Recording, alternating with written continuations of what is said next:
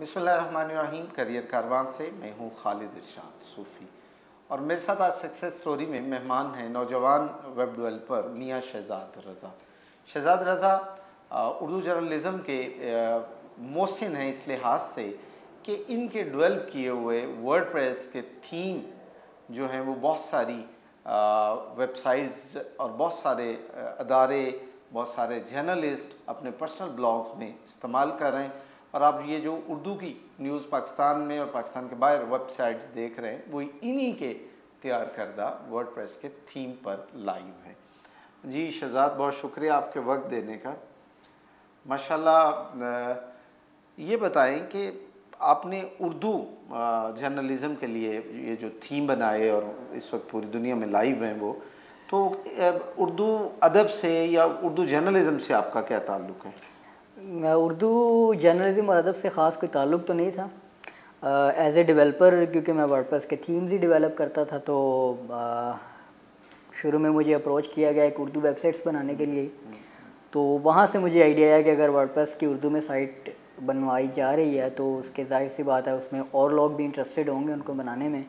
तो मैंने कहा कि इंडिविजुअल एक एक बंदे को वेबसाइट बनाने में टाइम और वक्त वो चीज़ें, मैंने कहा इसका एक सोल्यूशन निकाला जाए कि वर्डप्रेस को उर्दू का थीम बनाया जाए और ताकि उसको कोई भी बंदा परचेज़ करके अपनी वर्डप्रेस इंस्टॉलेशन के ऊपर लगा कर एक उर्दू वेबसाइट रेडी कर सके। ठीक है। तो उसके लिए फिर मैंने शुरू में इस प्रोजेक्ट को जब डिस्कस किया अपने इर्द गिर्द कलीग से, तो वो कुछ कह लें कि लेग पुलिंग और इस तरह की चीज़ें कि ये प्रोजेक्ट कौन ख़रीदेगा या थीम कौन ख़रीदेगा, मैं यूज़ किया कि फिर मैंने इसको एक एज ए चैलेंजिंग प्रोजेक्ट भी ले लिया कि यार मतलब क्यों नहीं इसको, क्यों उर्दू वेबसाइट क्यों नहीं चलेगी आगे फ्यूचर में, क्योंकि ये 2015-16 में मैंने ये शुरू किया था। तो उर्दू थीम मैंने बना दी उर्दू प्रेस के नाम से पहला जो मेरा थीम था, और उसका मुझे अच्छा रिस्पॉन्स। आइडिया किससे लिया कि भाई ऑलरेडी जो बड़ी एक दो वेबसाइट्स थी ऑलरेडी, जैसे वो न्यूज़ की जो मैनेजमेंट है वो आपने बहुत उम्दा दी हुई है कि बड़ी खबर इस तरह डिस्प्ले होगी, उसकी फ़ोटो इस तरह।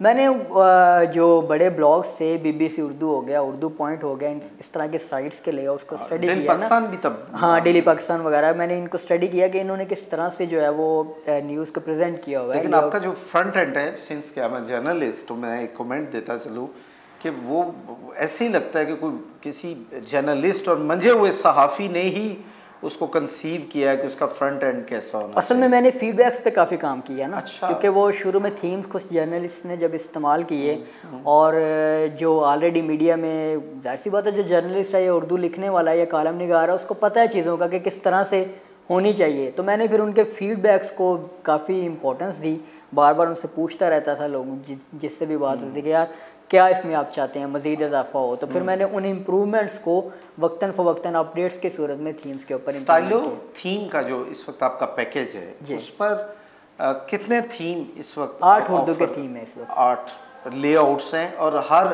थीम के अंदर मुख्तलिफ लेआउट्स। हाँ जी। इतनी ज़्यादा वैरायटी बनाने की ज़रूरत? वैरायटी बनाने की ज़रूरत इसीलिए थी ना, कोई न्यूज़ वेबसाइट बनाना चाह रहा है, कोई शायरी के लिए वेबसाइट बनाना चाह रहा है, कोई सिर्फ पर्सनल ब्लॉग बनाना चाह रहा है, किसी को स्पीड से कंसर्न है, किसी को फीचर से कंसर्न है। तो हर चीज़ एक ही थीम में जो है ना वो बहुत मुश्किल होता है चीज़ डालना। तो फिर इसीलिए जो जिनको बिल्डर्स चाहिए या बहुत ज़्यादा फीचर्स चाहिए थीम में, बहुत ज़्यादा कलर स्कीम्स चाहिए, उनके लिए हम डिफरेंट वर्जन बना दिया। जिनको सिर्फ स्पीड से गर्ज है, जिनकी सिर्फ फेसबुक पे उन्होंने स्टोरी लगानी है तो वो डायरेक्ट न्यूज़ के ऊपर लैंड कर रहा है, तो वो उनको स्पीड से गर्ज है, उसके लिए फिर हमने लाइटर वर्जन्स बनाए थीम के कि जो परफॉर्मेंस में फास्ट हों। लेकिन जाहिर सी बात है जब आप एक चीज़ पे आपको कॉम्प्रोमाइज़ करना होता है, या बहुत ज़्यादा डिज़ाइन या बहुत ज़्यादा परफॉर्मेंस, तो फिर हमने हर फ्लेवर को एक थीम में देने की कोशिश की है कि जिसकी परफॉर्मेंस जो आपके ख्याल में आपका सबसे अच्छा थीम कौन सा है?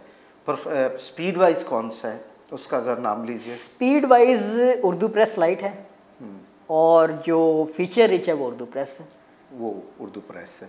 अच्छा, कैसा महसूस करते हैं कि अब आपको मीडिया इंडस्ट्री के भी बहुत सारे लोग जानते हैं पर्सनल ताल्लुक़ में, आप खुद फ्रंट पे नहीं आते, खुद हमने बड़ी मेहनत की आपको इंटरव्यू के लिए राज़ी करने के लिए कि हमने कहा कि पाकिस्तान का वो जौहर काबिल दिखा सकें आप लोगों को जिसने इतना बड़ा काम सोली किया है, अकेले ने किया है। तो शहजाद कैसा महसूस करते हैं जब एक रिलेशनिंग भी है और पूरी दुनिया में देखते हैं, अमेरिका, कनाडा, ऑस्ट्रेलिया और दुनिया के मुख्तलिफ खित्तों में आपके थीम्स जो हैं वो लाइव होते हैं। खुशी होती है, जाहिर सी बात है। आपने जब एक प्रोजेक्ट ऐसा किया हो जिसके ऊपर आपको शुरू में चैलेंजिंग चीज़ें मिली हों कि यार ये चलेगा नहीं है, ये नहीं होगा, तो अब अल्हम्दुलिल्लाह उस प्रोजेक्ट के चलने से जो ताल्लुकात हैं इंडस्ट्री में, मीडिया में, लोगों में, अब जाहिर सी बातों से खुशी होती है कि आपका एक product serving thousands of hundred of thousand people. अब 1500 प्लस वेबसाइट्स के ऊपर इस वक्त तक थीम एक्टिव है, और ये एक्टिवेशन वाला सिस्टम तो हमने बहुत बाद में लगाया है। इससे पहले जो ये तो वो नंबर्स बता रहा हूँ जिन्होंने लाइसेंस की वगैरह लगाकर हमारा थीम एक्टिवेट किया होता है, हमारे पास रिकॉर्ड होता है। इससे पहले के जो वर्जन्स थे, जो कि इससे भी ज़्यादा कई वेबसाइट्स के ऊपर इस्तेमाल हुए हैं, जिनका रिकॉर्ड हमारे पास नहीं होता, क्योंकि वो थीम है एक बेसिकली वर्डप्रेस को, उसको डाउनलोड किया और इंस्टॉल कर लिया। तो ये एक्टिवेशन वाले सिस्टम के बाद के स्टैट्स इतने हैं, तो वो अब जाहिर सी बात है कि आपकी प्रेजेंस ऑनलाइन है और आपको लोग जानते हैं आपके एक प्रोजेक्ट की वजह से, तो उसमें खुशी होती है देख के। इस प्रोजेक्ट ने पैसे कितने को दिए? पैसे तकरीबन इस प्रोजेक्ट से मुझे अलोन स्टाइलो थीम्स ने अभी तक 2016 से लेकर अभी तक तकरीबन $50,000 के अराउंड। $50,000? जी माशाल्लाह, ये तो खासी खतीर रकम बनती है। बस वो ये तो मैं चाहूँगा कि वो बंदे सुने जो मुझे कह रहे थे कि इनको कौन ख़रीदेगा। गुड।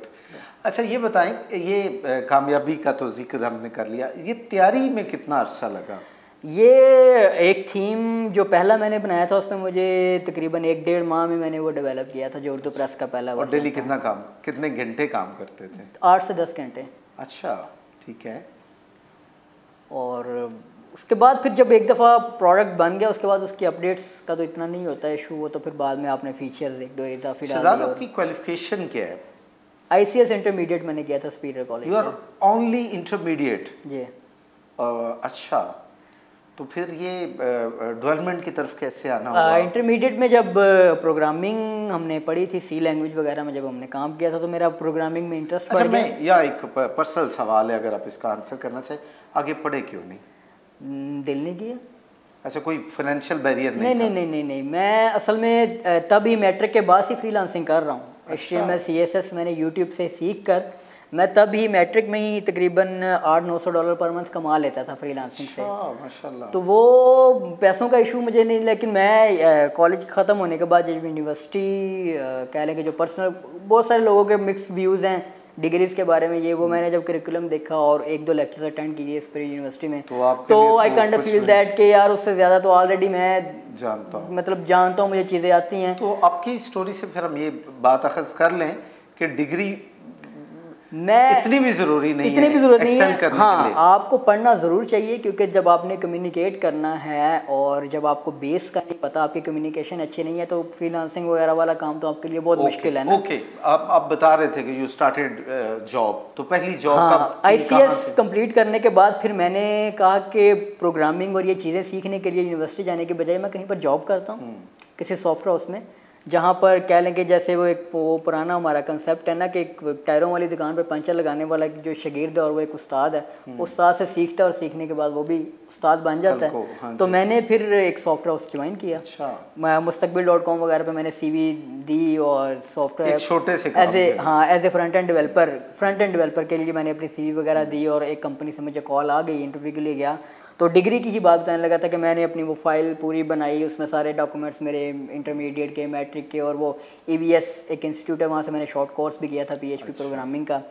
तो मैंने वो सारी फाइल जब रखी तो वो जो बॉस बैठे थे उन्होंने फाइल पकड़ी उस साइड पर रख दी। उन्होंने कहा जी ये लैपटॉप है, ये PSD फाइल है, आपने इसको कन्वर्ट करना है, कितनी देर में करेंगे? हमें ये कागज़ नहीं चाहिए आपके।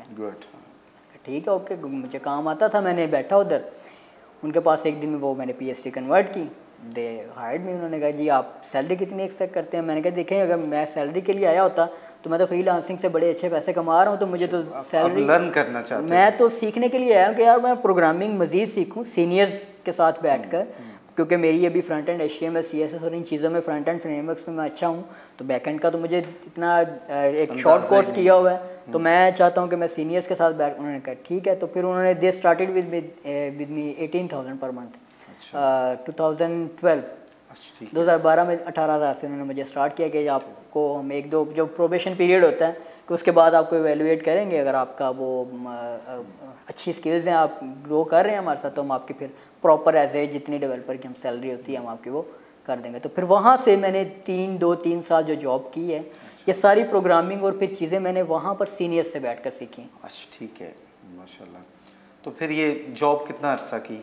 3 साल वहाँ की, उसके बाद एक और सॉफ्टवेयर हाउस में 2 साल की, तकरीबन 2015-16 तक मैंने जॉब की। लैंग्वेजेस में और टूल्स में काम आपने सीखा, मैं कर सकते हैं? HTML, CSS, जावास्क्रिप्ट, jQuery वगैरह में, और फिर बैकएंड पर मैंने PHP, MySQL के साथ ये यानी कि जो मेरा स्टैक है वो HTML, CSS और ये फ्रंट एंड में, और जावास्क्रिप्ट और बूटस्ट्रैप वगैरह इस तरह की चीज़ें, और बैकएंड में PHP विद MySQL। तो ये इंडिपेंडेंट अपना काम करने का आइडिया कब आया?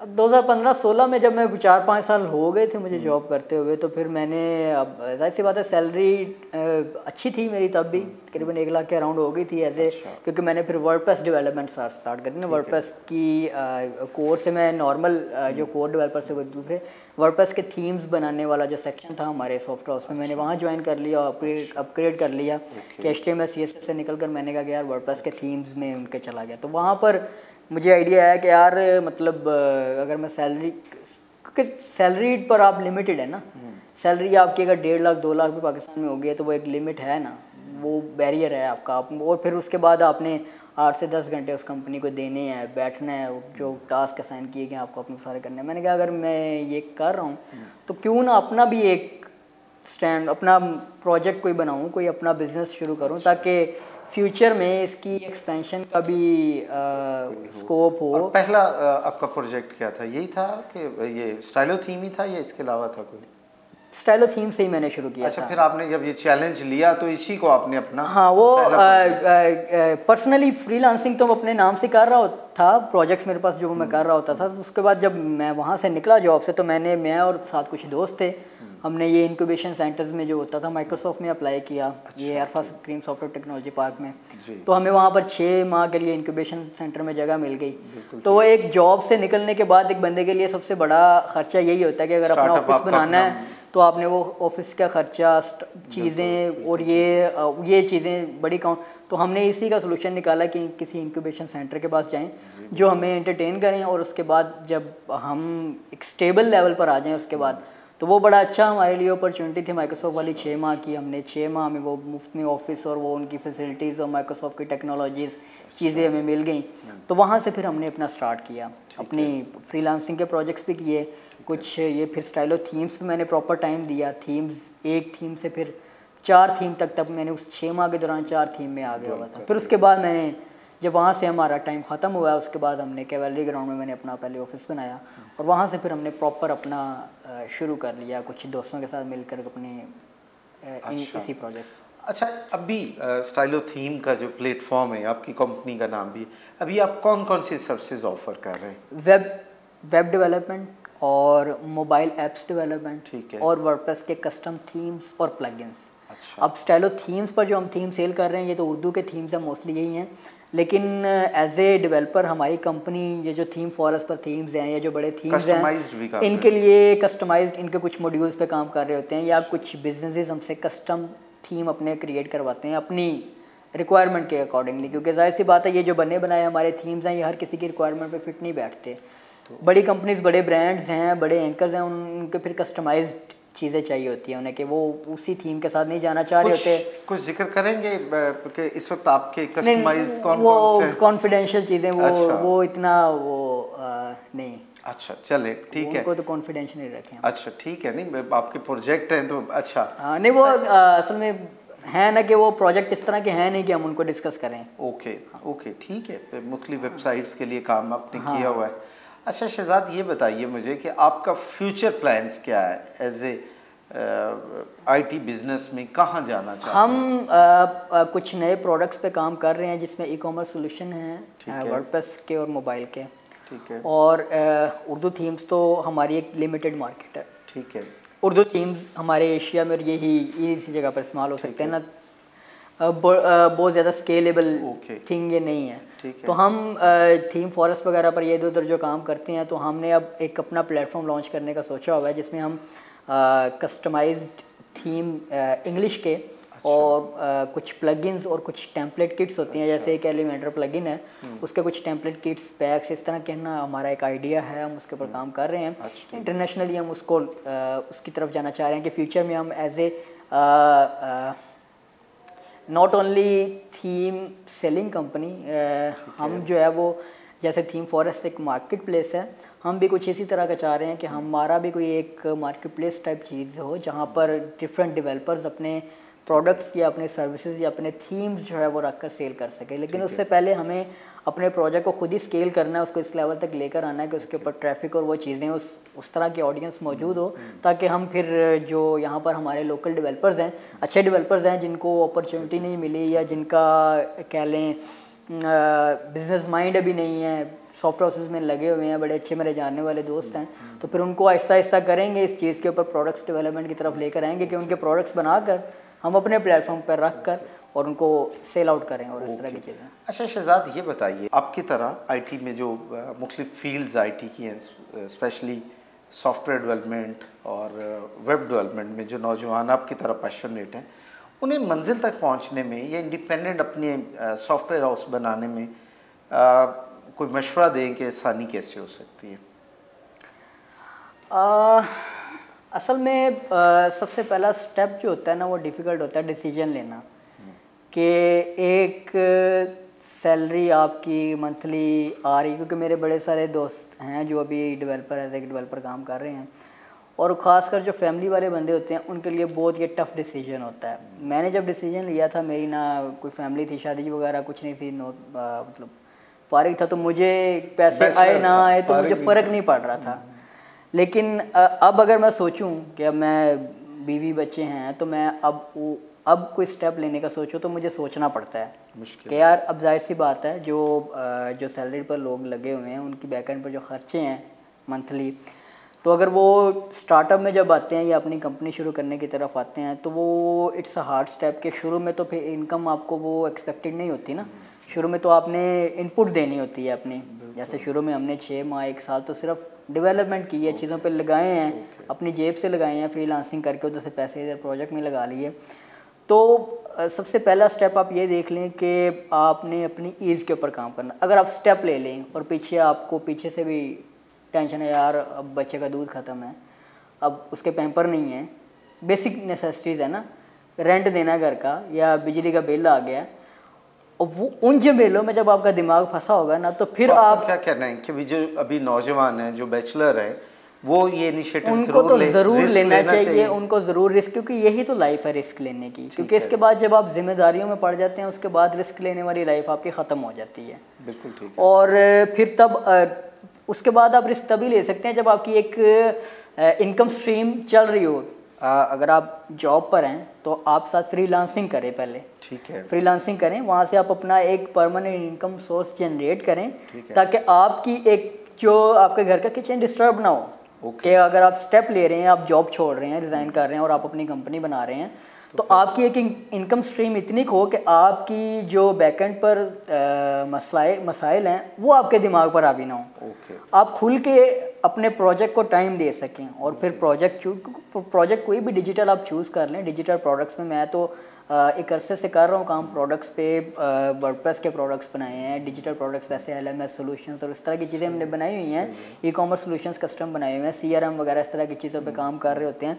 तो वो प्रोजेक्ट्स बनाने पे टाइम लगता है, फिर एक प्रोडक्ट बनाने पे टाइम लगता है, उस टाइम तक आप की जो बेसिक नेसेसिटीज़ है पीछे आप वो पूरे कर सकते हो, आपकी वो चीज़ें इनकम स्ट्रीम में हो। आप फ्रीलांसिंग ईजी है आजकल तो, फ्रीलांसिंग पाकिस्तान में तो आप देखें कि यूट्यूब चैनल्स, डीजीएस के ज़ीरोज़ प्रोग्राम, इन्होंने इतनी आसान कर दिया चीज़ों को कि आपको यूट्यूब पर आप चले जाएं तो आपको वो लेक्चर्स मिल जाते हैं फ्रीलांसिंग के, आप वहाँ से फ्रीलांसिंग देखें, आप कैसे अपवर्क पे काम करें, फाइवर पे काम करें, guru.com वगैरह पे काम करें।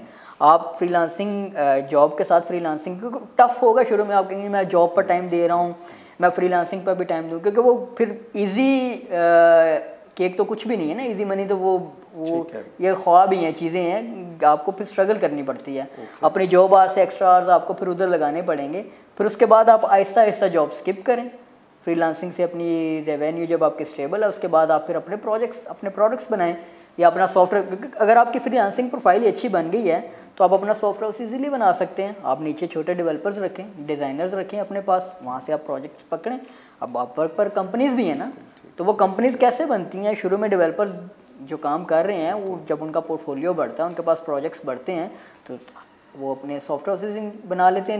नीचे नौजवान डेवलपर्स आपको मिल जाते हैं, फ्रेश ग्रेजुएट्स हैं, आप उनको ट्रेनिंग दें अपने पास, उनको डेवलपर बना लें। शहजाद, और एक और जो आप बहुत अहम काम कर रहे हैं, आपका एक सोशल वेलफेयर प्रोजेक्ट है पाकिस्तानी नौजवानों के लिए, WP अकेडमी, वर्डप्रेस अकेडमी के नाम से यूट्यूब चैनल है जी, जिस पर आप वर्डप्रेस की जो है वेबसाइट बनाना और उसके ट्यूटोरियल्स आपके पड़े हुए हैं।